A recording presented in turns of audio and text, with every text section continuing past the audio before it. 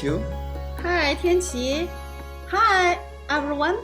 Welcome to the class of Chinese ceramics. Would you please tell us more about primitive colored pottery? Okay, of the earliest civilizations in the world, almost all had gone through an age of pottery making. The Chinese culture, as one of the earliest civilizations, is no exception. In the art of pottery making in China, the most spectacular works created would be the colored pottery, which had its introduction dating from 6,000 to 7,000 years ago. The best-known examples of colored pottery are those of the Yangshao culture, around 5,000 to 3,000 BC, covering the northwestern part of China, with a center at the middle reaches of the Yellow River. The surviving specimens today are of a red-orange color or reddish-brown with maroon or black patterns. Thus, the Yangshao culture is also known as the colored pottery culture. What is the relationship between Yangshao culture and colored pottery? Colored pottery was an outstanding achievement of the Yangshao culture. The making process involves drawing or painting the patterns on the clay before the pottery vessel is fired. After firing, the colored designs are fused with the surface of the pottery and are quite resistant to fading and peeling. Colored pottery uses mostly black coloring, sometimes together with red coloring. Some areas are applied with a layer of white as a background so that painting the patterns will become even more appealing. Colored pottery motifs contain subject matters including flora, geometric shapes, and animals. These patterns or images are often applied to the mouths and bellies of fine-clayed arms bowls, pots, and jars.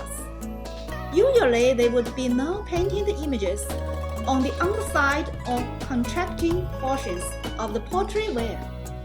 This kind of design was related to the living habits of people at the time. Since people in the Neolithic age were subject to restrictions by their living conditions, they often sat on mats directly placed on the ground or squatted. Therefore, the designs on the potteries needed to be placed at the spots most visible from such a position and angle. Through spectral analysis of Yangshao cultural pigments, the most prominent element in the red pigment was iron. The key elements in black coloring were iron and manganese. In white pigment, aside from small quantities of iron, there are hardly any traces of coloring. Based on this analysis, some scholars suspect that the red color was from ochre. The black pigment was made from a kind of earth with high iron content, and the white coloring was probably a derivative of porcelain clay with solvent additives. Yangshao culture's pottery forms concentrate on both functionality and aesthetics.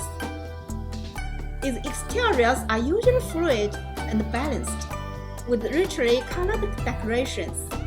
It appears unusually beautiful and has a highly artistic presence.